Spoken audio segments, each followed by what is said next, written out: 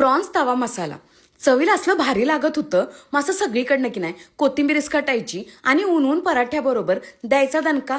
मग या की खायला. आणि कसं बनवायचं चला की बघूया. तर सगळ्यात आधी असं स्वच्छ धुतलेले प्रॉन्स घ्या.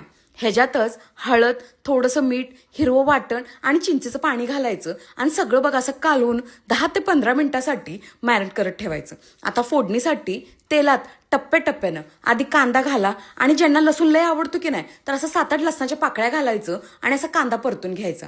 आता ह्याच्यातच हिरवं वाटण घालायचं.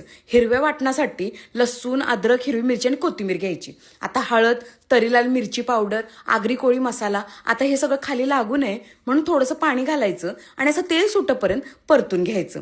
आता तुम्ही टोमॅटोला चिरून घालायचं नाही, असं खिसणीवरती खिसायचं. चवीनुसार मीठ आणि मगाशी जे आपण प्रॉन्स मॅरिनेट करत ठेवलेलं की नाही ते घालायचं आणि सगळं बघा असं मिक्स करून स्लो